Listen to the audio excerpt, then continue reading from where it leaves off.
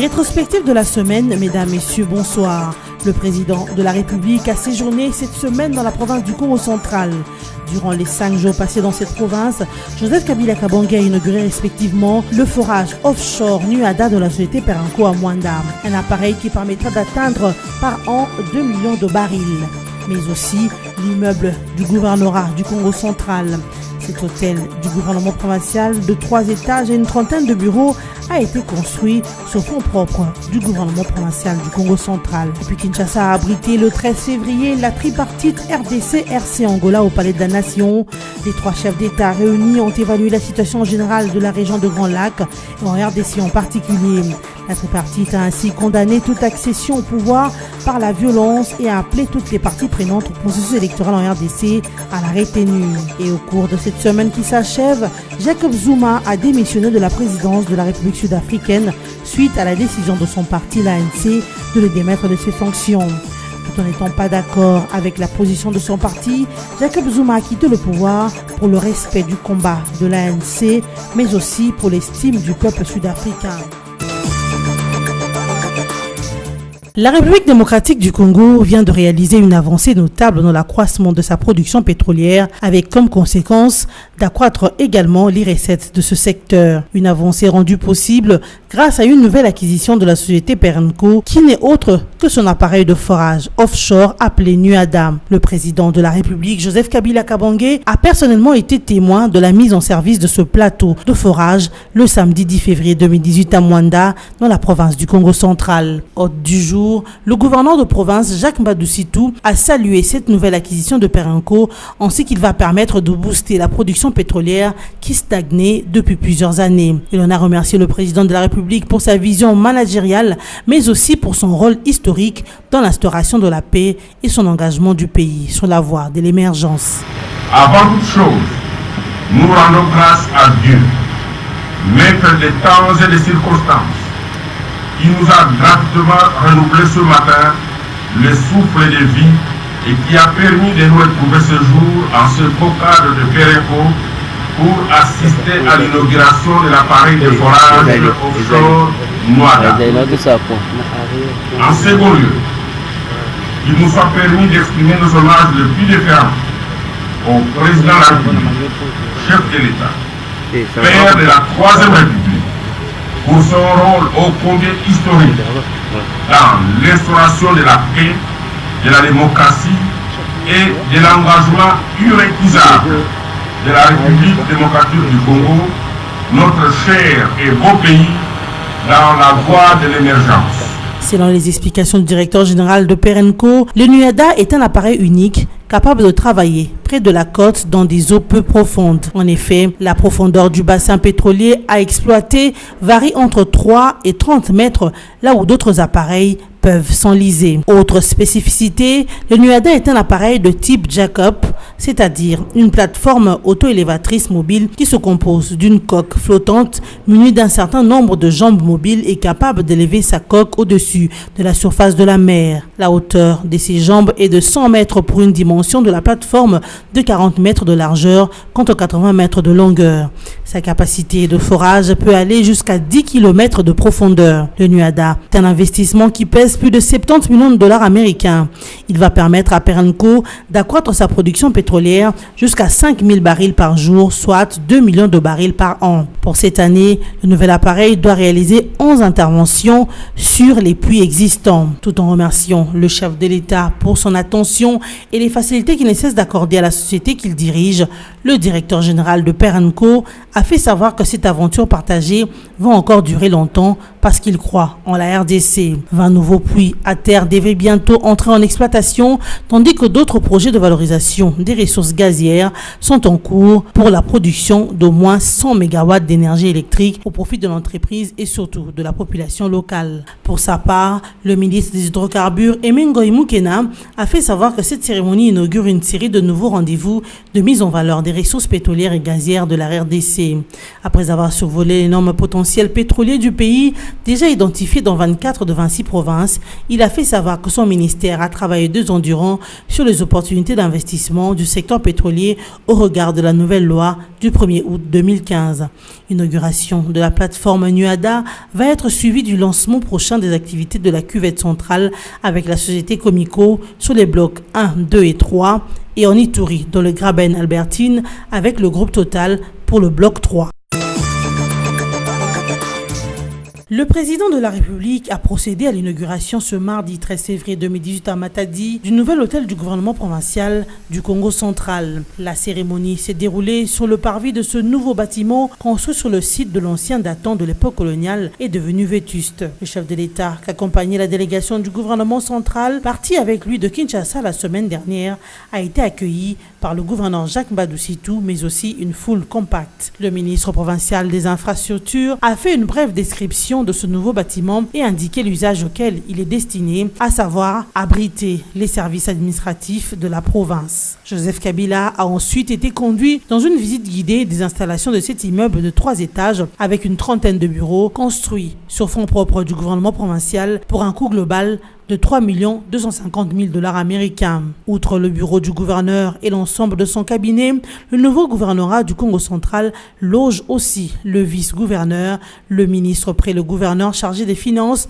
le secrétaire général adjoint du gouvernement provincial et un bureau du pôle juridique. D'autres locaux abritent des salles de réunion, une cuisine et un réfectoire, le serveur central pour la gestion des finances de la province, ainsi que le dispositif anti-incendie. Sans oublier les différentes salles d'attente et autres réceptions à tous les niveaux. Bref, comme l'appellent déjà les Matadiens, c'est un immeuble androïde que le président Kabila a inauguré ce jour. À la fin de la visite, le gouverneur Mbadou Sitou l'a remercié pour ce geste par lequel il a accompli sa promesse. En effet, lors de son dernier séjour à Matadi l'année passée, le chef de l'État avait promis de revenir pour inaugurer ce bâtiment, chose qu'il a donc réalisée. Le cortège présidentiel a connu un accident en territoire de Songololo sur la route nationale numéro 1 dans la province du Congo central dans la soirée du mardi 13 février 2018. Selon certains témoins qui ont vécu cet événement, c'est un gros véhicule qui a percuté un pick-up du cortège présidentiel, provoquant ainsi le carambolage qui a causé la mort de 5 personnes, dont 3 militaires et 2 passants, ainsi que 11 blessés. En bon père de famille, le président de la République, Joseph Kabila Kabange, est resté sur les lieux de la tragédie jusqu'à l'arrivée des secours. Notez que le président de la République et sa suite revenaient d'un séjour dans le Congo central où il a assisté à la mise en service du plateau de forage offshore NUADA de la société Perenco à Mwanda et à l'inauguration du nouveau bâtiment administratif du gouvernement de cette province. Tenue de la deuxième tripartite de la CIRGL entre la RDC, le Congo-Brazza et l'Angola ce mercredi 14 février à Kinshasa. Une réunion qui fait suite au mini-sommet de la CIRGL tenu le 9 décembre 2017 à Brazzaville. Les 3 hommes d'État, qu'entouraient leurs collaborateurs et membres de leurs gouvernements respectifs, ont eu près de 3 heures d'échange. La situation générale dans la région des Grands Lacs et le renforcement de la coopération entre les 3 pays ont constitué le menu de leurs échanges. Ils ont tous souligné l'importance de la paix et la stabilité dans la région pour le développement des États et le bien-être de populations. Les 3 chefs d'État ont par ailleurs condamné les violations de droits humanitaires contre les populations de l'Est de la RDC ainsi que le personnel onusien. Ils s'engagent à mutualiser leurs efforts et ceux de la région afin d'éradiquer les mouvements terroristes en activité dans la région. Cependant, les chefs d'État se sont félicités de la paix au Kasaï et ont encouragé l'Angola à réouvrir ses frontières pour le retour volontaire des réfugiés ressortissants congolais. S'agissant du Congo-Brazzaville, les 3 parties ont salué les avancées dans la pacification du pays et ont encouragé les autorités à poursuivre la mise en œuvre de l'accord de cessez-le-feu. Si pour le Kenya, les chefs d'État ont réitéré leur appel à l'apaisement, au Centrafrique, ils ont condamné la persistance des violences. Contre le processus électoral en RDC, les 3 chefs d'État se sont félicités des avancées réalisées dans l'application du calendrier électoral. Sur ce, ils ont félicité le chef de l'État de la RDC, Joseph Kabila Kabange, pour la promulgation de la loi électorale. La tripartite a appelé toutes les parties à la retenue et à condamner toute tentative d'accession au pouvoir par des voies non constitutionnelles. Joseph Kabila Kabange, Denis Sassou Nguesso et Laurencio ont réitéré les principes édictés par différents instruments internationaux sur la non-ingérence dans les affaires intérieures des États et le respect de la souveraineté internationale. Les deux chefs d'État du Congo-Brazzaville et de l'Angola ont été accueillis respectivement par le président de l'Assemblée nationale Oba Minaku et le Premier ministre Bruno Tshibala à leurs arrivées avant d'être reçus par le président Joseph Kabila Kabange au Palais de la Nation.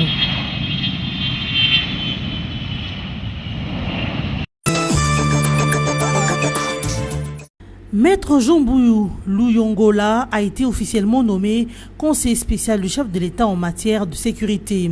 Le décret présidentiel a été lu jeudi 15 février 2018 au journal officiel sur les antennes de la radio-télévision nationale congolaise. L'avocat Jean-Bouyou remplace à cet effet Pierre Lumbi, président du G7 et actuel président du Conseil des sages du Rassemblement LMT qui a démissionné il y a 3 ans. Pour des sources dignes de foi, Maître Mbouyou a toujours exercé ses fonctions depuis le départ de Pierre Lumbi et cette nomination n'est qu'une manière de le rendre officiel.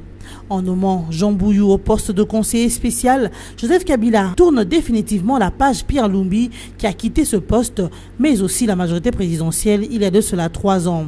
Ce pour constituer le G7, une plateforme de 7 partis politiques, tous venus de la MP et qui soutiennent la candidature de Moïse Katumbi à la présidentielle de 2018. Plus de 95% du territoire national congolais vit dans la paix. Ces propos sont du vice-premier ministre en charge des affaires étrangères, Léonard Okitundu, qui a rassuré le lundi 12 février 2018 les membres du Conseil de sécurité de l'ONU sur l'évolution de la situation sécuritaire en République démocratique du Congo. Pendant la réunion dite de formule ARIA au siège du Conseil de sécurité de l'ONU à New York, le diplomate congolais a déclaré que son gouvernement a réussi à améliorer la situation sécuritaire pour pouvoir garantir la tenue des élections dans un climat de paix. D'après le VPM Okitundu, plus de 95% du territoire national vit maintenant dans la paix. Le gouvernement a pris des mesures pour sécuriser le processus électoral, notamment les opérations lancées contre les groupes armés, les recrutements de nouveaux policiers, l'éradication du banditisme, la réconciliation au Kasaï après les phénomènes Kamwina Sapo. Dans le contexte des élections apaisées, en tant que signataire de l'accord du 31 décembre 2016, le gouvernement a décidé de maintenir la paix et renforcer la concorde nationale, a-t-il expliqué. Quant au rapport faisant état de la situation précaire des droits de l'homme en RDC, chez Okitundu les a d'abord rejetés avant de déclarer que la RDC n'est pas l'enfer des droits de l'homme qu'on présente à tort. Il a notamment dénoncé Human Rights Watch qui accuse les gouvernements congolais de réprimer de manière extrajudiciaire, entre autres, les manifestants hostiles au maintien au pouvoir du président Kabila. Le ministre des Affaires étrangères a affirmé que certains auteurs qui ont commis des abus pendant les récentes manifestations sont traduits en justice pour qu'ils répondent de leurs actes. Présent à cette réunion du Conseil de sécurité de l'ONU, Corneille Nangaa, président de la CENI, a fait savoir que le processus électoral en cours aura bel et bien son point culminant le 23 décembre 2018, car le calendrier électoral est en train d'être exécuté comme prévu, avec notamment la clôture le 31 janvier 2018 de l'opération d'identification et d'enrôlement des électeurs. Le président de la centrale électorale a par ailleurs relevé les défis à surmonter pour atteindre l'objectif 23 décembre 2018. Ils sont d'ordre légal, financier, technico-logistique, sécuritaire et politique. Ce qui a poussé la CENI et les gouvernements à opter pour la machine à voter qui réduirait les coûts des élections. Une explication qui a éclairci les États-Unis qui avaient des inquiétudes profondes sur la machine à voter vu que la RDC ne l'a jamais utilisée auparavant. Pour rappel, les réunions en formule ARIA sont des rencontres confidentielles et très informelles qui permettent aux membres du Conseil de sécurité de l'ONU de discuter de manière franche et directe avec les représentants des gouvernements et d'organisations internationales sur un sujet particulier.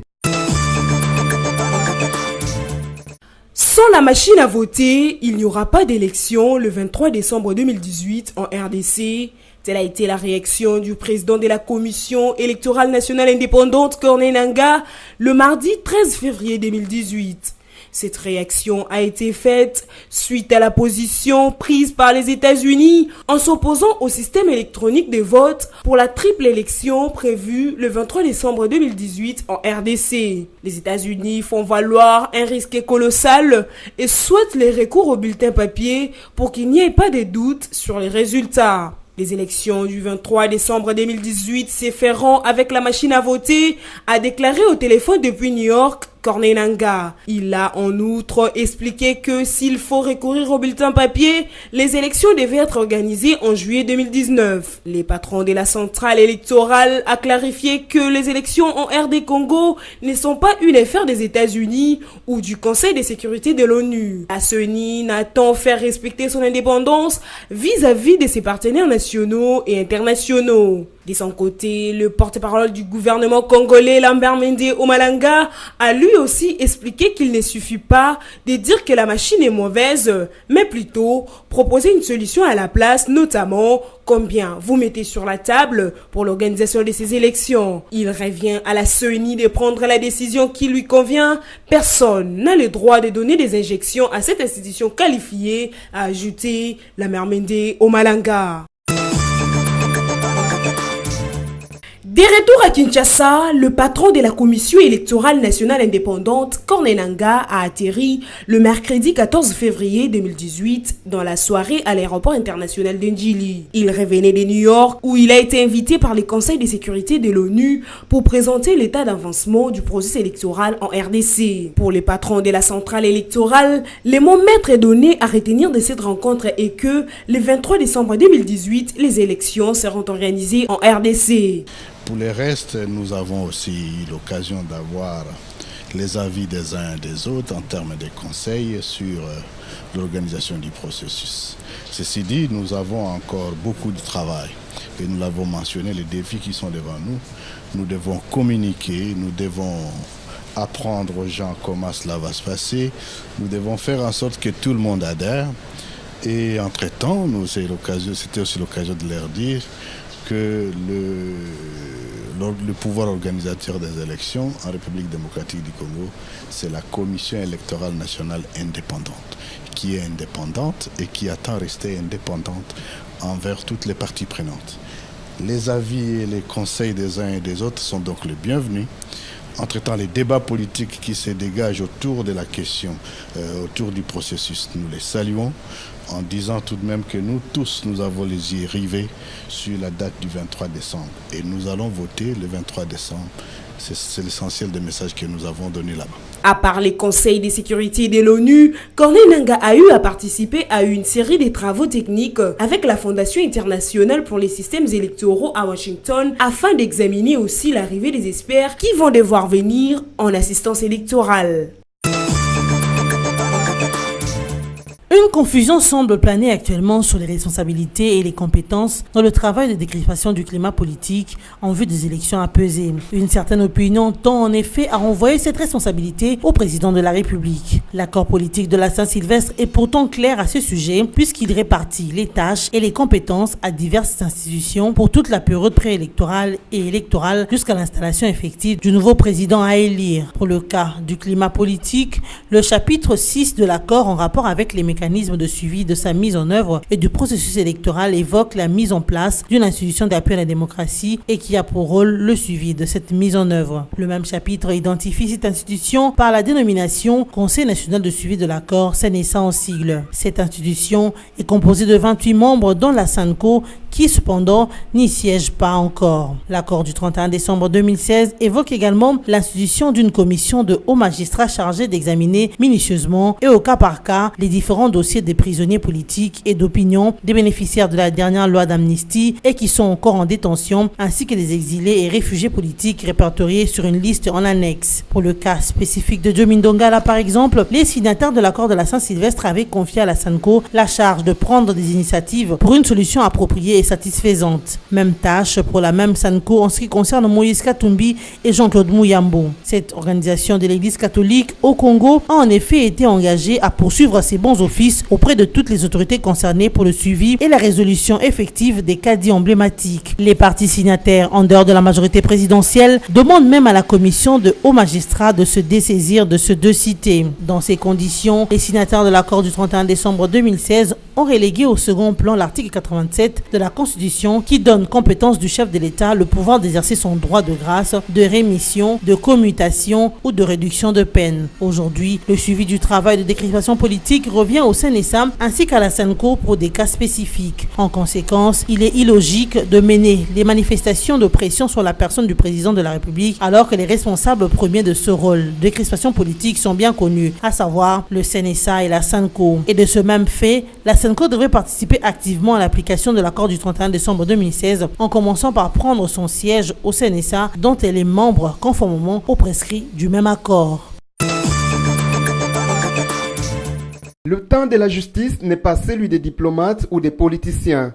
C'est ainsi que le porte-parole du gouvernement congolais, Lambert Mende Omalanga, dénonce ce qu'il qualifie d'impatience des diplomates occidentaux au sujet de l'enquête sur le meurtre de 2 experts de l'ONU en mars 2017 dans la province de Kasaï. Ambassadrice des États-Unis à l'ONU, sous l'essor de la liste qu'elle affirme avoir remise au président de la République, Joseph Kabila, lors de sa visite en octobre 2017 à Kinshasa, et qui contient les noms des personnes impliquées dans ce double assassinat, Lambert Mende déclare qu'il est possible que le président ait réceptionné cette liste et l'ait transmise à la justice. Cependant, pour le porte-parole du gouvernement, il ne revient pas au président de la République de finaliser les enquêtes criminelles partout au monde. De même, en RDC, le président n'a pu que transférer cette liste à la justice qui est en train de siéger sans désemparer sur tous les crimes commis au Kasaï, y compris les crimes qui ont coûté la vie à Michael Sharp et Zaïda Katlan, les 2 enquêteurs des Nations Unies. Lambert Mende a ajouté que la justice est en train de faire son travail et qu'elle est indépendante. Il faut donc être patient car le temps de la justice n'est pas celui des politiciens ou des diplomates. Pour rappel, l'Américain Michael Sharp et la Suédoise Zaïda Katlan, tous 2 experts de l'ONU, ont été tués dans la province du Kasaï en mars 2017 alors qu'ils enquêtaient sur les exactions qu'auraient commises les FARDC dans leur lancée de contenir les miliciens comme une Sapo. Au Conseil de sécurité de l'ONU, durant la réunion informelle tenue à New York le 12 février 2018, les États-Unis ont insisté sur les résultats attendus dans les différentes enquêtes initiées. Sur instruction de l'initiateur du Parti du Peuple pour la Reconstruction et la Démocratie PPRD, qui ne jure que sur le renouvellement de la classe politique, les jeunes du PPRD ont fait de cette volonté exprimée leur devoir. Adam Saloué Mukontu, coordonnateur de la jeunesse de la majorité présidentielle, lui-même militant du PPRD, a entrepris une série de visites dans le 162 circonscriptions électorales que compte la RDC. C'est par Kipushi dans le Yukatanga qu'Adam Saloué a commencé cette série de visites. La mobilisation tous azimuts de la population témoigne de l'adhésion populaire à ces 2 marches. En compagnie de Justin Kuela, président de la cellule de base, le traditionnaliste Adam Saloué s'est adressé à la foule en des termes plus clairs. Les élections du 23 décembre sont une réalité et les PPRD est résolu à les gagner pour conserver le pouvoir par les moyens démocratiques. Pour ces pairs jeunes, l'objectif est d'avoir au moins un jeune élu dans chacune de 162 circonscriptions électorales, que ce soit au niveau provincial ou national. Au sortir de cette rencontre avec le jeune de Kipushi, Adam Saloué rappelle que ces processions qui ont arpenté les rues de Kipushi ont encore une fois de plus mis en évidence l'engagement de jeunes du PPRD à participer aux élections et faire triompher la volonté du Raïs de renouveler par les élections la classe politique congolaise. De violents combats ont opposé les troupes congolaises et rwandaises le mardi 13 février 2018 dans l'est de la RDC. Selon le major Guillaume Djike, porte-parole des opérations Sokola 2, les forces armées congolaises ont mené de combats sur le sol congolais à la frontière avec le Rwanda, au pied du mont Djike en territoire de Rutshuru, dans la province du Nord Kivu. Les FARDC en pleine patrouille se sont heurtés à des positions de l'armée rwandaise à une centaine de mètres à l'intérieur de la République démocratique du Congo. Après plusieurs échanges de tirs, les FARDC avaient cru combattre contre des éléments ex-M23 avant de constater qu'il s'agissait de soldats de l'armée rwandaise. Ces affrontements ont occasionné plusieurs morts dans les 2 camps. Il s'y est de noter que la CIRGL a promis de mener des enquêtes sur ces accrochages.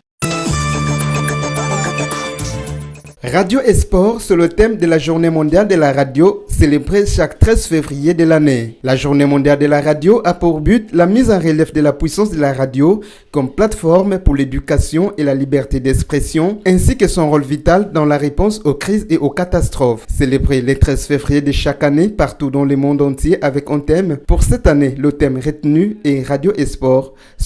Vu que l'alliance du sport et de la radio constitue une force qui favorise la participation civique et le développement, ainsi que la célébration de toute l'humanité. La radio et les sports ensemble ont pour rôle de rassembler, d'encourager le respect et l'inclusion, de promouvoir les valeurs universelles de non-violence, de la solidarité et de la tolérance. Du reste, ici est de noter que, pour cette année, l'UNESCO appelle à une forte sensibilisation du public sur l'importance de la radio, une façon d'encourager les instances de régulation et les organisations connexes à privilégier la diffusion de l'information par le biais de la radio.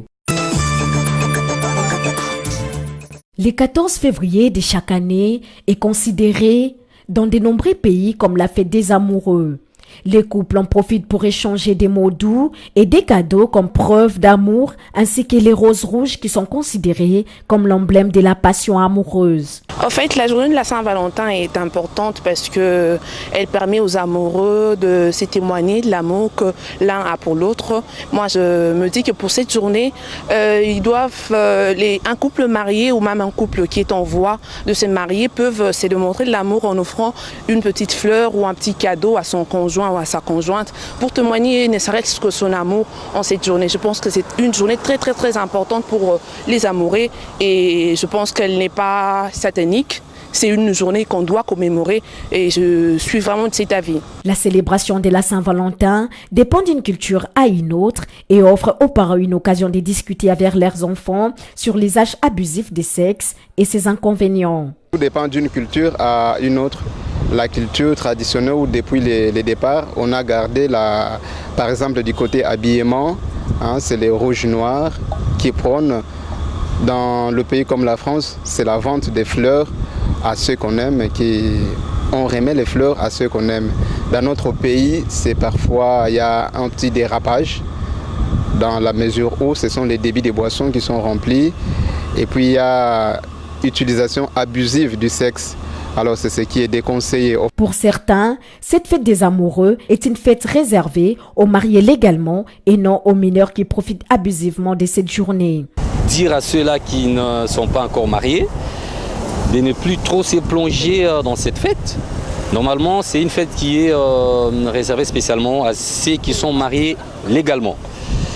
Et à ceux-là qui vivent leur petit amour, doivent essayer un peu de mettre de l'eau dans leur vin et essayer de laisser la place à ceux-là qui sont mariés légalement. Le monde étant créé par l'amour et existant par cet amour, cette journée doit être célébrée par tous. Parce que le monde a été créé par l'amour, le monde vit de l'amour, le monde existe par l'amour. Ça représente pour moi l'occasion pour les humains de pouvoir se manifester de l'amour les uns aux autres. En somme, la fête de Saint-Valentin, célébrée le 14 février de chaque année, n'a plus la même ampleur que les années précédentes. Malgré cette vague de déconsidération venant des personnes qui estiment qu'il s'agit d'une fête païenne, la Saint-Valentin reste d'une manière ou d'une autre rosée par les amoureux. Après un long moment de suspense depuis l'ultimatum lancé par l'ANC le mardi 13 février 2018, le président sud-africain Jacob Zuma a enfin décidé de démissionner. J'ai une dette envers l'ANC que je servis presque toute ma vie. Je respecte tous ses leaders, son combat contre des années de brutalité de la minorité blanche. C'est grâce à la nomination de l'ANC que j'ai été président. C'est en ce moment que Jacob Zuma a commencé son discours. Et cela avant de marteler en disant que même s'il n'était pas d'accord avec la décision de son parti visant à les démettre de ses fonctions, au moins, il estime qu'aucun leader ne devrait rester au-delà de la volonté de son peuple et parce qu'il a peur de ce qui pourrait lui arriver ensuite. Le désormais ex-président sud-africain a également justifié sa démission par son désir de respecter les préceptes de la Constitution. les préceptes de la Constitution sur la manière dont le président quitte le pouvoir. Conformément à la Constitution sud-africaine, Cyril Ramaphosa devient automatiquement président de la République par intérim, mais il devra attendre son élection formelle à ce poste dans les 30 jours qui suivent par le Parlement. Ramaphosa succède à Zuma, qui était à la tête du pays depuis le 9 mai 2009. Au même moment, au Zimbabwe, l'opposant Morgan Tsvangirai, adversaire historique du régime de l'ex-président Robert Mugabe, a succombé de suite à un cancer du côlon le mercredi 14 février 2018. Il laisse derrière lui un parti déchiré à quelques mois de l'élection présidentielle zimbabwéenne. Mesdames, Messieurs, le rappel de principaux titres de la semaine. Le président de la République a séjourné cette semaine dans la province du Congo central. Durant les 5 jours passés dans cette province, Joseph Kabila Kabange a inauguré respectivement le forage offshore Nuada de la société Perenco à Mwanda, un appareil qui permettra d'atteindre par an 2 millions de barils, mais aussi l'immeuble du gouvernorat du Congo central. Cet hôtel du gouvernement provincial de 3 étages et une trentaine de bureaux a été construit sur fonds propres du gouvernement provincial du Congo central. Puis Kinshasa a abrité le 13 février la tripartite RDC-RC Angola au Palais de la Nation. Les 3 chefs d'État réunis ont évalué la situation générale de la région de Grand Lac et en RDC en particulier. La tripartite a ainsi condamné toute accession au pouvoir par la violence et a appelé toutes les parties prenantes au processus électoral en RDC à la retenue. Et au cours de cette semaine qui s'achève, Jacob Zuma a démissionné de la présidence de la République sud-africaine suite à la décision de son parti, l'ANC, de le démettre de ses fonctions.